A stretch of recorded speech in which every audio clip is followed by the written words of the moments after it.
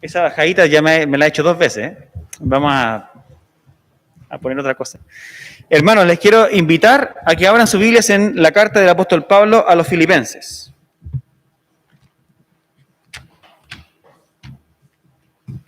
Filipenses capítulo 1. Busquen ahí en su Biblia, su teléfono, donde tenga ahí. Filipenses capítulo 1.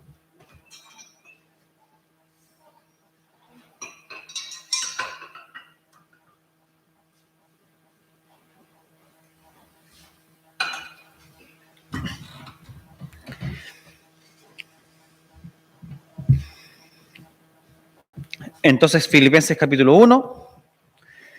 Voy a leer desde un versículo antes de lo que está escrito en el boletín, del verso 8, ya del 8 al 11. Quiero pedirle a mi hermana Patricia que lea, por favor, el texto. Ahí mismo, póngase de pie. Y vamos a escuchar de la boca de nuestra hermana el texto, del 8 al 11.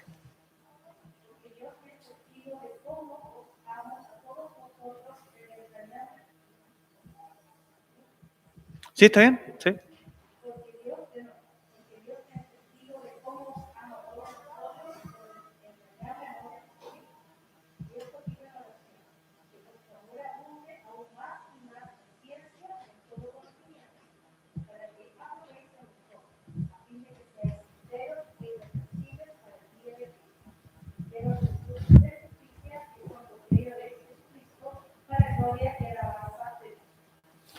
Perfecto. Les quiero invitar a que me acompañen en oración. Señor, pedimos tu dirección esta mañana y pedimos, Señor, que tú hables a nuestra vida para tener, Señor, esa certeza de seguirte cada día y esa gracia y esa alegría de andar detrás de ti, de saber que nos lideras y que nos llevas por buenos pastos, Señor, y que vamos contigo día a día cumpliendo tu voluntad, yendo hacia ti, Señor, a ese gran día en donde nos encontraremos contigo. Al exponer este texto, queremos pedir tu bendición para todos los amigos y hermanos que están acá y que tal vez nos están escuchando, Señor, en sus casas. En el nombre de Jesús, amén. Queridos hermanos, tengo el ánimo de que podamos juntos, a partir de las próximas semanas, exponer la epístola del apóstol Pablo a los filipenses, ¿ya? La próxima semana va a predicar mi hermano Fernando, ¿ya? Y luego de eso yo ya retomo las predicaciones y vamos a meternos acá en la epístola del apóstol Pablo a los filipenses, ¿ya? Y hoy día lo que pretendo hacer es hacer una introducción a lo que vamos a estudiar, ¿ok? Y quiero hacer esta introducción a partir de estos versículos, ¿ok? Y juntos recorrer estos versículos, explicarlos obviamente, y quiero invitaros también a que vayamos después al libro de los Hechos, capítulo 16, y que podamos ver algunas cosas que pasan allá y que originaron el nacimiento de esta iglesia. Perfecto. Dice C.S. Lewis, un autor cristiano de renombre, no sé si ustedes lo ubican, ¿ya? Del siglo pasado, que los seres humanos nos caracterizamos principalmente por la forma en que amamos. Que dice que el amor nos determina, eso es lo que piensa este autor, que el amor nos determina. Y cuando vamos a la Escritura, parece que este hombre tenía un poquito de razón, porque vamos al apóstol Juan, y el apóstol Juan dice que los que no aman, no han conocido a Dios. Y cuando entramos a la epístola del apóstol Pablo a los filipenses, nos encontramos con esto que acaba de leer nuestra hermana Patricia, en donde dice el apóstol Pablo que Dios es testigo, le dice a los hermanos, de cómo yo les amo. Y de cómo yo les amo y añoro entrañablemente. Esas son las palabras del apóstol Pablo. Y entonces él continúa y hace una oración. Y la oración que él hace por la iglesia, y ahí es donde vamos a detenernos, es sencillamente espectacular, digamos. Vamos a ver acá. Y quiero leerles otra versión. Leímos la Reina Valera, quiero leerles otra versión. Por favor, presten atención. Y esto pido en oración, que el amor de ustedes abunde aún más que el de él, digamos, ¿cierto? Aún más. Y más, y aquí se pone la parte interesante, en conocimiento verdadero y en todo discernimiento, a fin de que escojan lo mejor para que sean puros e irreprensibles para el día de Cristo, llenos del fruto de justicia que es por medio de Jesucristo, para la gloria y alabanza de Dios. El apóstol Pablo también entendía que el amor, vamos a dar un tiempo para que la hermana se ponga tranquila. Sí, tiene que dar trapicado esta, ahí ya va a estar bien. El apóstol Pablo igualmente piensa y nos dice lo siguiente, que el amor nos determina. Nos determina. Y el apóstol Pablo acá nos invita a considerar el amor de una forma, pienso yo, distinta de lo que estamos acostumbrados. Compartí este texto con mi señora en la semana y le decía a Paula, mira qué interesante esto, porque nosotros normalmente entendemos que el amor es algo que está compartimentado en la vida de nosotros, es que es como algo independiente de todo, ¿ya? Y normalmente asociamos el amor con lo que sentimos, con nuestras pasiones, con nuestras inclinaciones. Pero de nuevo, la idea del amor como algo independiente, como algo que está en un cuarto de nuestra vida, de nuestra existencia. Pero el apóstol Pablo acá, y esto es a modo introductorio solamente, dice que, y él vincula el amor con dos cosas, fíjense ustedes. Dice, él ora para que el amor de esta iglesia se desarrolle, para que el amor de esta iglesia crezca, pero dice ¿cómo? Dice, quiero que crezca este amor y abunde en conocimiento verdadero y en todo discernimiento. En la versión Reina Valera habla de ciencia, ¿ya? En todo discernimiento. Y dice, a fin de que escojáis lo mejor. Y el apóstol Pablo acá está dándonos una clave muy importante para nosotros, todos los seres humanos que estamos acá hoy día, que estamos tan propensos a amar. Somos tan propensos, ¿cierto?, a darnos por las personas, por las cosas. Somos tan propensos a abrir nuestro ser para que se llene, ¿cierto?, con lo que vivimos cada día. Y es que el apóstol Pablo dice que hay una vinculación, porque el amor, ¿ya?, está muy relacionado y está en el centro de nuestras decisiones. Es algo que afecta a nuestra volición, ¿ya? Es decir, aquello que nos inclinamos con nuestra voluntad. Normalmente aquello que amamos es aquello que escogemos. Normalmente aquello que apreciamos es aquello por lo cual luchamos. Normalmente aquello que realmente nos deslumbra con su belleza es aquello que se apodera de nosotros y aquello por lo cual trabajamos y queremos tenerlo. ¿Se fijan? Eso nos pasa a todos nosotros. Y Pablo aquí lo está diciendo de forma explícita. Dice que el amor tiene una vinculación con conocer, con discernir, como cuando uno se echa un pescado a la boca y busca la espina, ¿cierto? Con discernir, y dice que una vez que esas cosas han madurado, nosotros tendemos, si nuestro amor es grande, este tipo de amor es grande y crece, nosotros optaremos y decidiremos bien.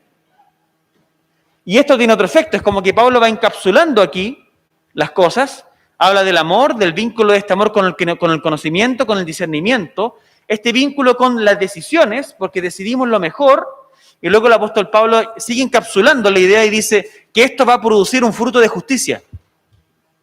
Es decir, todo esto cuando empieza a operar correctamente dentro de ti, empieza a generar frutos positivos, frutos que él llama de justicia. Y como última consecuencia, dice que cuando llegue el día final y Jesucristo manifieste todas las cosas, esto va a manifestar quién tú eres y esto va a redundar en alabanza para Dios. Y obviamente para ti, porque vas a resplandecer. Todo eso está encapsulado. Ahora, ¿qué pensamientos evocaban este tipo de palabras en la iglesia? Y aquí es donde quiero que usemos como telón de fondo y como imágenes para que nosotros recreemos esto que está acá en Hechos capítulo 16. Vamos a Hechos capítulo 16. La carta del apóstol Pablo a los Filipenses seguramente fue escrita cerca del año 60, ¿ok? Y los hechos que vamos a leer o por los cuales voy a ir pasando en el capítulo 16 están más o menos circunscritos al año 50, es decir, hay más o menos, no sabemos si exactamente, pero hay más o menos 10 años entre una cosa y la otra. Pero cuando nosotros tratamos de pensar en todas estas cosas que el apóstol Pablo ora para que se desarrollen en la iglesia y para que se desarrollen en nosotros, pues al final somos nosotros hoy día también los destinatarios de esto que está acá, ¿cierto? ¿Cómo es esto, Señor? ¿Cierto? ¿Cómo es esto, apóstol Pablo? ¿Cómo es esto que se tiene que desarrollar dentro de mí? El amor, en conocimiento verdadero, ¿cierto? En discernimiento, en escoger lo mejor. Y el apóstol Pablo entonces, cuando él Lucas relata todo lo que dio origen a la iglesia de Filipenses, nosotros vemos el amor de Pablo en acción. Y al ver el amor de Pablo en acción, nosotros somos enseñados e ilustrados respecto de lo que también se espera de nosotros. Y este relato de Hechos 16, y quiero que lo miren ahí mientras tanto en sus Biblias, véanle los títulos para que se acuerden más o menos de lo que habla acá, porque no lo voy a leer detenidamente, ¿ok? Pero hay ciertas partes que yo les voy a ir contando, ¿ok? Hay ciertas cosas que pasan acá, y todo el trasfondo del libro de Hechos obviamente tiene que ver con lo que Dios estaba haciendo en la época, con su gente, con su iglesia, para cumplir ese propósito que él tenía de que el evangelio, que el mensaje de Jesucristo se esparciera por todos los confines de la tierra. Y en ese contexto, ¿cierto?, está la invitación de Dios a que nosotros, los seres humanos que hemos encontrado a Jesucristo, o que hemos sido encontrados por Jesucristo y hemos sido llamados por Él, se nos invita a unirnos a esta obra, ¿cierto?, a darnos completamente, y ahí experimentamos a Dios en esa búsqueda de Él, en ese responder a su amor, en ese responder a su llamado. Y allí, ¿con qué nos confrontamos? Nos confrontamos con nosotros mismos. Nos confrontamos con la forma en que pensamos, nos confrontamos con las cosas que nosotros valoramos, con las cosas que nosotros creemos de la vida, de la existencia, de las personas. Todo sale a la luz. Y ahí el apóstol Pablo está en misión. Y está comenzando, había ocurrido ya el concilio de Jerusalén, Pablo se divide de Bernabé, y ahora Pablo tiene una compañía distinta. Pablo está ahora con Silas, Pablo está con Timoteo, y no se dice explícitamente, pero está con Lucas, porque Lucas está mirando y Lucas está escribiendo, ¿cierto? Está registrando las cosas. Entonces Lucas nos comenta que hay ciertas cosas que pasan en la misión de Pablo. Y lo primero, y déjenme hacerles un resumen rápido, lo primero que pasa es que ellos querían, imagínense ustedes, está como en la Turquía actual, ¿ya? Y ellos tenían la intención, la planificación de subir al Asia Menor, al Mar Negro que está arriba, digamos, y que llega ya más arriba a lo que hoy día está Ucrania, por allá, todos esos países que hoy día es más familiar entenderlos, ¿ok? Está bien lejos arriba, pero está para allá. Y Pablo tenía la intención como misionera de alcanzar esos lugares. Pero lo primero que nos cuenta el texto, en el capítulo 16, vean ustedes el versículo número 6, ¿ya? Déjenme ir para allá con la Reina Valera para que les lea lo que ustedes también están leyendo. Hechos 16. Le puse modo avión y no me carga. Permítanme leerles en mi versión, yo sé que ustedes van a poder ahí también, es prácticamente lo mismo.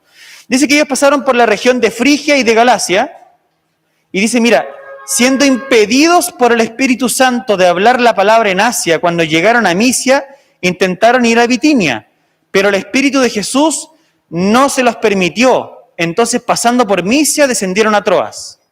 Dice que en ese momento él tiene una visión, y la visión es de un hombre macedonio que clamaba, ¿cierto?, para que ellos pasasen y lo ayudasen. Acto seguido, el apóstol Pablo dice que comparte esta visión con sus compañeros de viaje y dice que todos ellos fueron persuadidos a que debían ir hacia Macedonia para poder anunciarles el evangelio. ¿Por qué me refiero yo a este punto de la historia? Permítanme.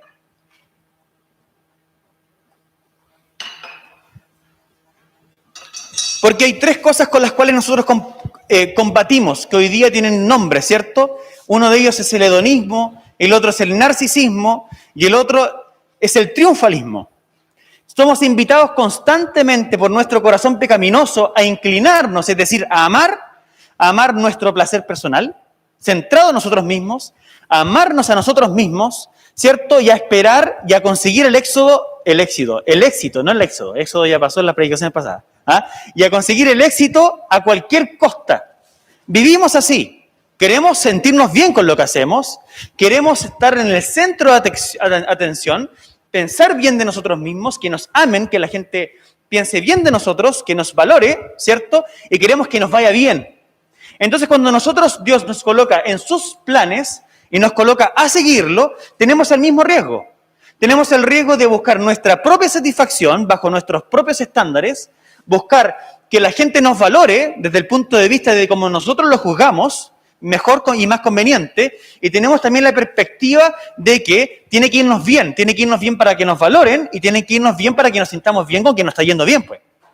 Entonces aquí pasa algo, Pablo tiene planes, y lo primero con lo que se ve confrontado es, ¿continúo con mis planes o no continúo con mis planes?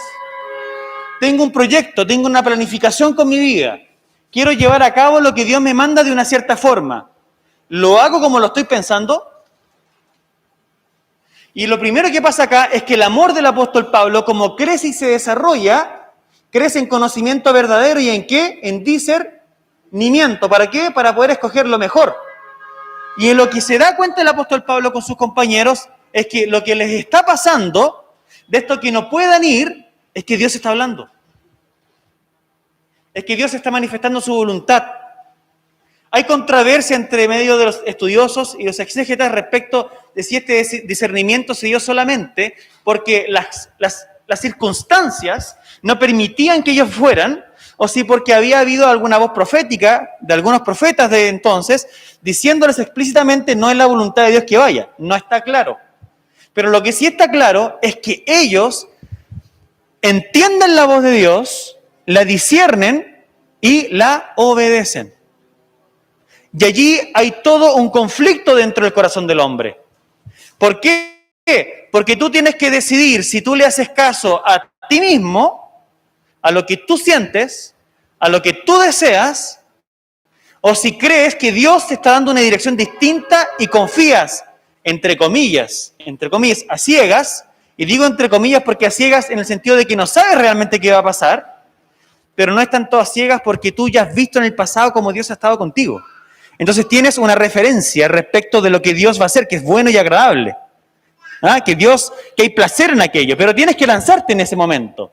Y el apóstol Pablo entonces en ese momento, el amor por Dios, el amor por Cristo, el amor por la salvación, el amor por obedecer a Dios, aquello que leíamos y nos arrepentíamos en medio del culto, es más grande. Y ellos lo conversan y deciden obedecer a la dirección del Espíritu Santo. Entonces, ese discernimiento que tú necesitas para tu vida, tú necesitas crecer en amor en tu corazón, pero en ese amor que conoce la verdad, y esa verdad es Dios, es su palabra, es el Evangelio, ¿cierto? Y debes discernirlo, debes discernir las espinas de cada día, cuando se van presentando, y debes optar. Eso es algo espiritual. Tu corazón debe tender a amar más a Dios que a tus caminos, y acá es lo que está pasando. Acto seguido, ¿qué es lo que pasa? Ellos se someten, ¿cierto? Hay un sometimiento a Dios y la voluntad de Dios se empieza a manifestar. Y la primera forma en la que se manifiesta la voluntad de Dios es que ellos llegan muy rápidamente a Filipos. ¿Cuánto tiempo se demoraron? Lean ahí versículo número 10.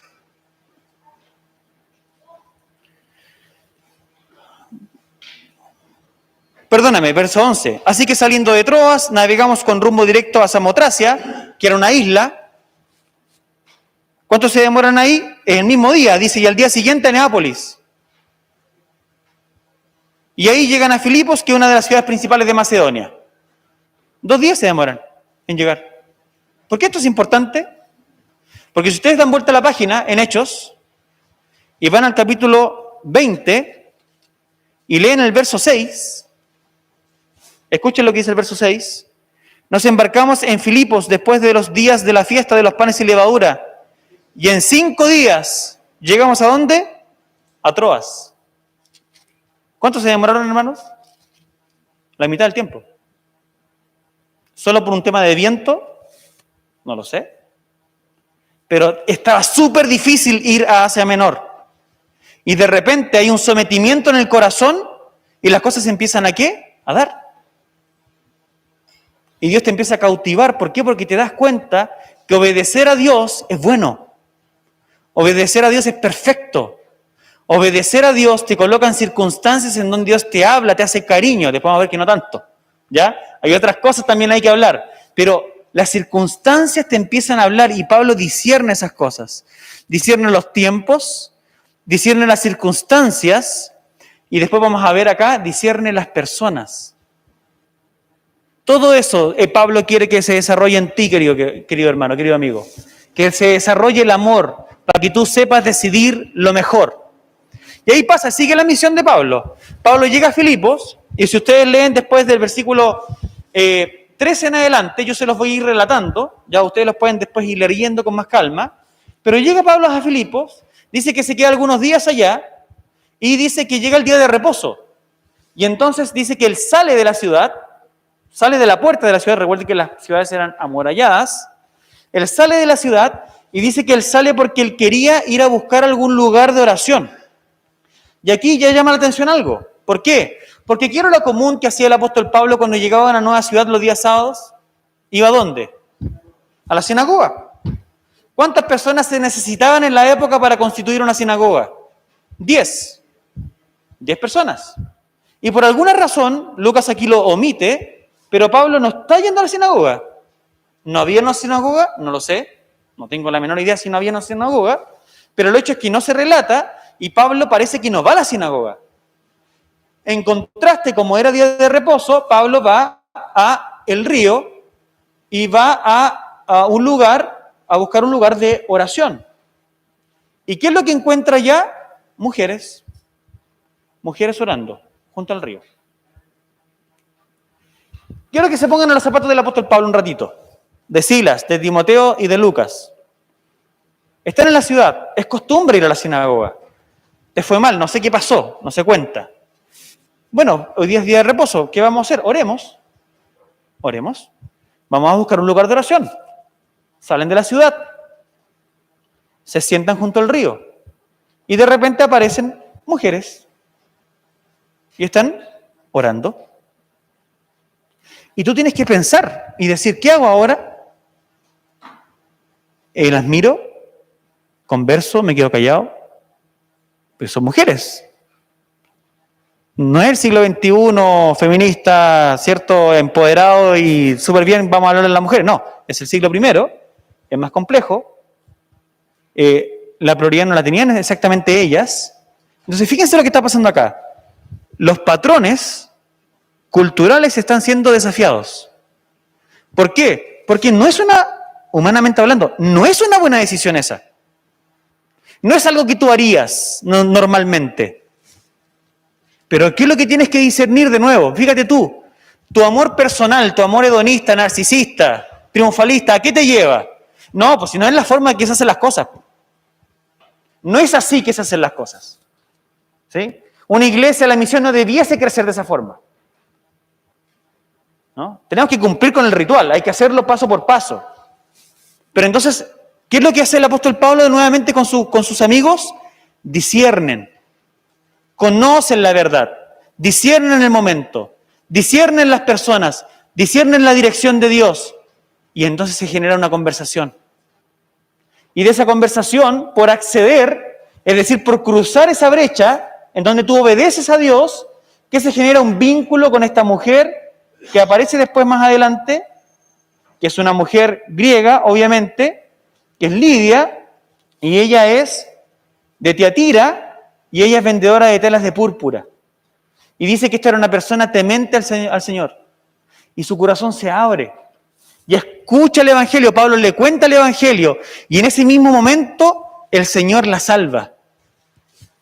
Le hace una modificación en su corazón. Ella recibe la salvación, y Pablo lo ve, y lo siguiente que él hace, ¿qué es? La bautiza. Porque en la mente de los apóstoles del primer siglo, una persona que era salva tenía que ser inmediatamente bautizada. Y entonces él la bautiza.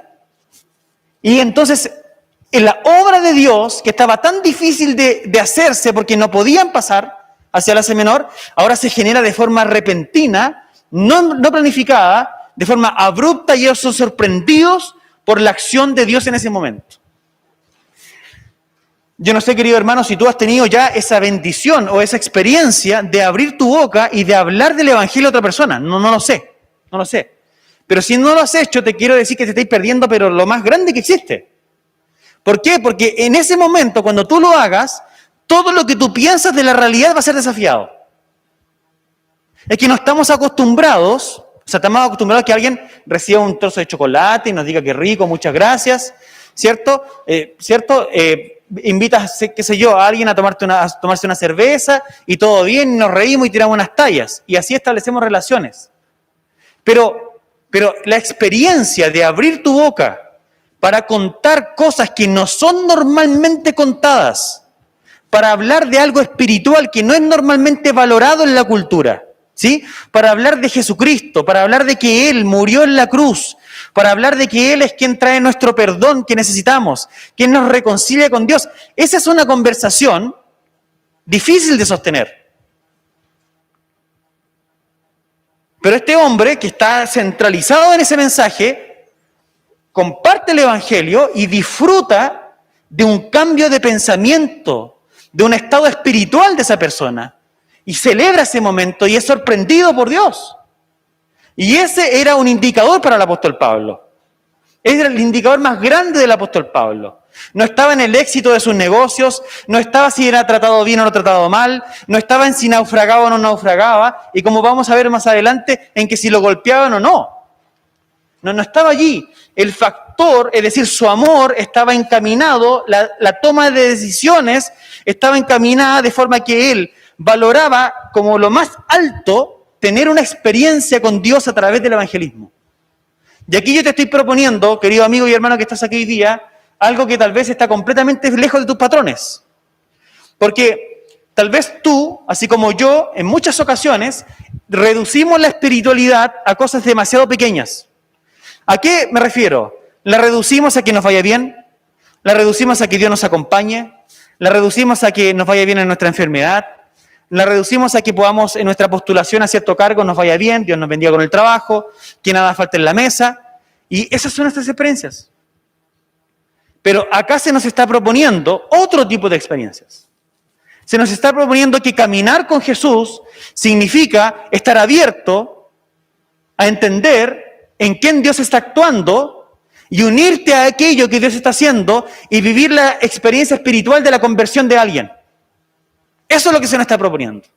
Y ese es el amor que Pablo quiere que la iglesia de Filipos desarrolle. Ese es el amor que comprueba la verdad, que discierne la verdad y que toma las mejores decisiones. Me acuerdo cuando era chico, estaba estudiando acerca de cómo conocer la voluntad de Dios, cómo discernir la voluntad de Dios, y en ese libro que yo estaba estudiando, el autor proponía algo que mis papás no hubiesen estado de acuerdo. Como por ejemplo, dejar de ir a una clase en la universidad porque Dios estaba obrando espiritualmente en un compañero y se requería que se le evangelizase. Mi papá me hubiese pegado, me hubiese mandado lejos. ¿Cómo se te ocurre? Pero en el libro se nos proponía eso. Si tú ves que Dios está actuando en alguien, únete a su obra, decía. Dios está allí. Créelo. Y la primera vez que eso me pasó, lo dudé. Y ahí me empezó a acordar de historia y no me quiero empezar a contar, pues ya me alargo mucho. Pero el punto es el siguiente. Efectivamente, ¿estamos dispuestos, hermanos, a que nuestra rutina se modifique? ¿Sea modificada por Dios? Cuando oramos en la mañana, Señor, haz tu voluntad en mi vida, ¿cierto? Señor, quiero vivir tu voluntad. Señor, llévame por tus caminos. Señor, yo quiero servirte. Y cantamos acá. Y perfecto, y tú sales de la iglesia y resulta que hay una persona y se genera una conversación y temas espirituales empiezan a salir. ¿Y qué haces? Ya, amigo, tome aquí 1,000 pesos, chao. Es más fácil, po. Te desvinculaste. Entonces, no me quiero poner pesado. Quiero simplemente que ustedes se cuestionen, hermanos. Todos ustedes, la forma en que vivimos nuestra rutina, los senderos por los cuales Dios nos lleva, y estemos atentos, que nuestro amor crezca para que podamos discernir a Dios y podamos juntarnos a Él y podamos tener las experiencias que Él nos quiere dar para caminar en gozo con Él y que nuestro amor y esos frutos de justicia aparezcan. El comienzo de la iglesia de Filipos está marcado por 3 eventos importantes. Aparte del evento espiritual de tomar la decisión de rechazar ese plan, ¿cierto? Aparte, hay 3 encuentros que son importantes. El primero es con Lidia, la vendedora de púrpura, que ya aquí está acá. Después esta mujer los invita a ellos a la casa y se hospedan con ella. El segundo es que ellos continúan yendo a este lugar de oración, y eso está desde el verso 16 en adelante. Y el segundo evento es el encuentro digamos, no planificado, con una pitonisa, que ese es el término exacto, que es una chica esclava que adivinaba el futuro de la gente. ¿Ya? Y el tercer evento, que está más adelante, es como consecuencia de este encuentro con la pitonisa, que vamos a detenernos ahí. Pablo con Silas se van presos, y hay un último evento que se da en donde se convierte el carcelero de la cárcel. Son los 3 eventos que dan origen a la iglesia. Dime tú, te mando de misiones, vamos a hacer un viaje misionero, planifiquemos la misión. Nadie va a planificar de esta forma. No, yo no. Sí, lo primero que nos va a pasar es que vamos a encontrarnos con una mujer en el río y se va a convertir. Lo segundo es que va a venir una persona que lee el futuro, gritándonos cosas por la calle, yo me voy a enojar y le voy a echar afuera a todos los demonios. Y como tercero, y para rematarla, nos van a meter presos, nos van a pegar unos buenos latigazos, vamos a quedar bien para la embarrada, se nos va a ocurrir que no hay mejor momento que para cantar himnos, ¿cierto? Y vamos a cantar himnos en el fondo de la cárcel, encadenados, ¿cierto? Y se nos va a ocurrir cantar, y producto de eso va a haber un terremoto, y cuando haya un terremoto, ¿cierto? El carcelero se va a desesperar, se va a querer quitar la vida, y nosotros justo en ese momento le vamos a decir, sálvate. Nadie planifica de esa forma. Esas son cosas que no se pueden planificar. Y la vida con Dios no se puede planificar. Tenemos ciertas ganas, ciertos sentidos, trazamos ciertas líneas, pero la vida con Dios no se puede planificar. Y Dios quiere llevarte a ti, a mí y a nosotros mientras estemos juntos a experimentar a Dios de una forma nueva. Pero para eso necesitamos conocer la verdad. Para eso necesitamos discernir las circunstancias, discernir las personas, discernir los tiempos. Y necesitamos entregarnos completamente al Espíritu Santo y a lo que Él diga. Y la pregunta, obviamente, para toda la iglesia es, ¿estamos dispuestos? ¿Estamos dispuestos a que Dios cambie nuestra agenda? ¿Estamos dispuestos a que por esa puerta entre gente que no estamos acostumbrados a sentarnos con esa gente? Que hay como batería para la casa. Pero lo que pasa acá entonces es que Pablo ahora está yendo de camino, aparece esta chica que lee el futuro, en los términos que se ocupan acá, y hay un escritor que se llama Plutarco, que es de la época, imagínense, antiguo. Y él cuando hay un estudio de esta palabra de que se ocupa para esta chica que es esclava, que lee el futuro, y exactamente es eso. Esta chica ganaba plata, ¿okay? O le hacía ganar plata a su gente, a sus amos, leyéndole el futuro a la gente. Les decía lo que le iba a pasar. La Septuaginta, que es la versión griega del Antiguo Testamento, cuando traduce Primera de Samuel allá en donde Samuel va a la bruja de Endor, ¿se acuerdan de ese pasaje? A los que han leído el Antiguo Testamento, va a la bruja de Endor porque quiere conocer, Saúl, lo que estaba ocurriendo con Samuel y toda esa problemática que se está dando en el reino. La palabra que se ocupa para la bruja de Endor es la misma palabra que está siendo ocupada acá para esta esclava. Entonces, es una persona que efectivamente tiene un vínculo espiritual que le permite conocer el futuro. ¿Y por qué soy tan enfático en describirlo? Porque algunos de nosotros somos enseñados a no creer en estas cosas. Pero no, hay que aceptar la realidad. Esto existe. Y no existía solamente allá, existe hoy día. Eso existe. Hay gente que lee el futuro. ¿Ya? Y esta persona que discernía los espíritus y que hablaba cosas, obviamente no bajo el señorío de Cristo, está incomodando al apóstol Pablo. Y el apóstol Pablo es llevado entonces a una situación en donde él ejerce su autoridad espiritual y saca el demonio de esta chica, y al parecer esta chica ahí, por lo menos los estudiosos entienden que aquí esta chica se convirtió, no sé, no está claro, pero lo que sí, esto generó el segundo evento que lleva al apóstol Pablo a la cárcel. Y aquí de nuevo hay un discernimiento de las circunstancias y de las personas, porque Pablo, Silas, Timoteo y Lucas, todos ellos tenían vínculo con la ciudadanía romana. Todos ellos. Por lo tanto, del punto de vista legal, no era esperable que ellos fueran simplemente azotados y puestos en una cárcel. Lo que tenía que ocurrir, y eso obviamente queda más explícito cuando ustedes siguen el capítulo, es que ellos debiesen ser interrogados. Y aquí entonces nos encontramos en una encrucijada nuevamente que nosotros. ¿Por qué? Porque lo que nosotros haríamos naturalmente al vernos en una circunstancia como esa y viendo que nos van a pegar una serie de latigazos y que nos va a doler, ¿cierto? Y que no es bueno, no sé si están de acuerdo conmigo que no es bueno, ¿cierto? No es bueno que te peguen un latigazo, ¿ok? La pregunta es, ¿voy a permitir que me los peguen? O sea, ¿voy a permitirme sufrir? Por alguna razón, Lucas y Timoteo, que tal vez tenían una pinta más griega, no entran en el montón, no los llevan a ellos presos, pero sí Silas y Pablo. Y ellos, por razones espirituales, deciden someterse al maltrato. Se someten al maltrato. Se someten a algo que nosotros no nos someteríamos naturalmente. Y de nuevo la encrucijada y la oración de Pablo a los filipenses. Señor, que el amor de estos hermanos crezca. Crezca más y más, para que conozcan la verdad, para que abunde, de forma que ese amor crezca en que conozcan la verdad y disciernan. Y Pablo ahora discierne.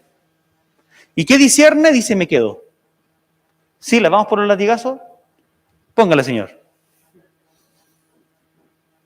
Y los azotan. ¿Dónde nosotros vemos esta convicción espiritual y de que esto fue algo premeditado de parte de ellos? En lo que pasa más adelante, versos 25. Como a medianoche, Pablo y Silas oraban y cantaban himnos a Dios, y los presos los escuchaban. Una situación que no tiene otra explicación que someterse a la voluntad de Dios. Y como ellos adoraban, se generó en la prisión un clima espiritual.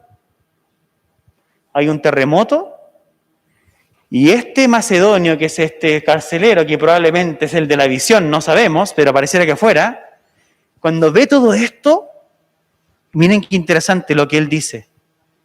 Bueno, obviamente él, cuando ve todo esto, que está el terremoto, digamos, y al despertar el carcelero dice que ve todo abierto, dice que se iba a matar, ¿cierto? Porque cree que los prisioneros se habían escapado. Y viene, como que Pablo remata el asunto. Y en vez de ahora salir arrancando, él entiende que está en el centro de la voluntad de Dios. Y en vez de arrancar, porque tenía todas las condiciones para arrancarse, se queda. Y ahora sí se produce, entonces él pidió la luz y se precipitó adentro y temblando se postró ante Pablo y Silas y después de sacarlos dijo, señores, ¿qué debo hacer para ser salvo? Pablo estaba simplemente obedeciendo y al mismo tiempo en la sala contigua Dios estaba haciendo su voluntad. Dios estaba actuando con su Espíritu Santo en la vida de este hombre. Y ahora se juntan estas dos cosas. Estos hombres que adoran, estos hombres que están allí en el centro de la voluntad de Dios y este otro hombre que está quebrantado. Y exclama, y Pablo no tiene que hacer ningún trabajo, no tiene que explicar casi nada. Es simplemente, señores, ¿qué debo hacer para ser salvo? Ellos respondieron, cree en el Señor Jesús y serás salvo tú y toda tu casa. Facilito. Ni se complicó Pablo. Clarito, cree. Y dice que este hombre lo toma, se lo lleva a la casa esa misma noche, cara de palo, a su casa se lo lleva, y Pablo bautiza a toda su casa. Y el regocijo se apodera de esa casa. Lo siguiente que pasa es que el hombre vuelve, Pablo, Silas, van donde los prétores escogen que los deben soltar, pero Pablo dice, ahora no, si nosotros somos romanos. Y se produce de nuevo un conflicto, pero de nuevo, ¿qué es lo que pasa? Pablo entiende las circunstancias y los tiempos. Y si bien hay un conflicto y al final, en donde Pablo se podría haber puesto pesado y haberse quedado más tiempo en Filipos, y haber elevado esta causa, y haber alegado por su justicia, Pablo entiende que no era tiempo de discutir. ¿Y qué es lo que hace Pablo al final? Pablo sale de la cárcel, va a la casa de Lidia, se ve con los hermanos, los fortalece y se van. Pablo entendió que el tiempo había terminado.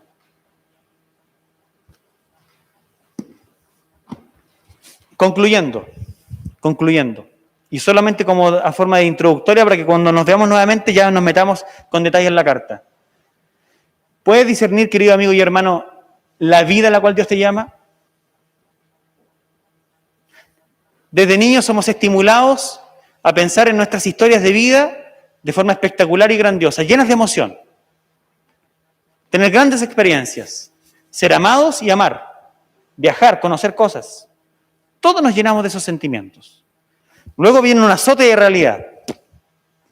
Y todas esas ansias y esas voluntades que tenemos ahí guardadas se empiezan como a apagar.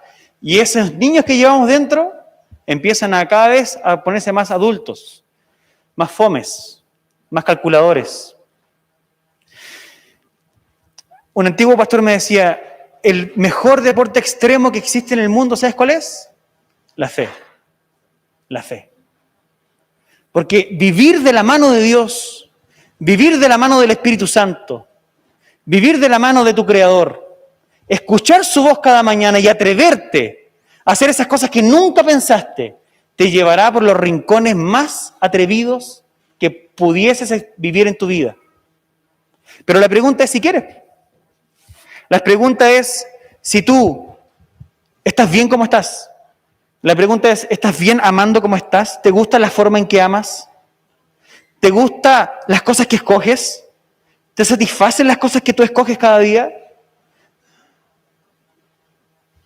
¿Te complace aquello? ¿Sientes que estás bien así? Si estás insatisfecho, es que Dios te está invitando. Y te está invitando a algo superior. Pero para acceder a algo superior, tienes que despojarte de la forma antigua de pensar.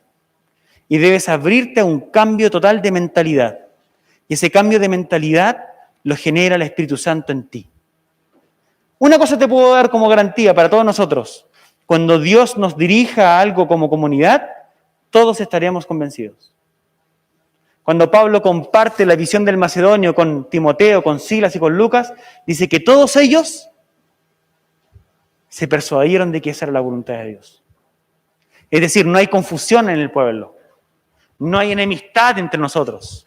No es que como que cada uno se le ocurrió que Dios piensa distinto. No, Dios nos converge. Si Dios es el Señor, el Espíritu Santo habita entre nosotros. Él nos guiará, pero debemos juntos abrazar lo que Dios tiene. Y te quiero desafiar esta mañana a que pensemos de forma comunitaria, a que pensemos como grupo, a que pensemos como cuerpo. Estamos acostumbrados a vivir la fe de forma solitaria. Hermano, esta iglesia es para que tú te des a conocer y te conozcan. Es para que abras tu casa, para que abras tu corazón. Permitas que otro que no te conoce ore por ti. Que juntos nos conozcamos y juntos vayamos a lugares que no hemos pensado. Esa es la voluntad de Dios. No es nada menos que eso. Y te quiero invitar a vivirla. Vamos a seguir profundizando en los domingos que vienen. Por ahora les quiero invitar a orar y a animarlos a que juntos crezcamos en esto. Señor, oramos como oraba el apóstol Pablo. Que nuestro amor crezca cada día más. Y abunde. ¿Abunde en qué? Abunde en conocimiento verdadero. Que conozcamos las circunstancias, las personas, los tiempos. Y que lo sepamos discernir. ¿Para qué? Para que escojamos lo mejor. Y entonces, ¿qué ocurrirá? Podremos esperar que el fruto de justicia sea manifestado. Así como fue manifestado en Pablo y en Silas. Que ese fruto de justicia se manifestó en ese momento más escabroso, más tenebroso y oscuro. Ya en la cárcel, ellos te adoraban. Salía algo que ningún ser humano puede sacar voluntariamente a su corazón, que es la adoración. Pon adoración en nuestra boca y llévanos más allá contigo. En el nombre de Jesús te lo pedimos. Amén.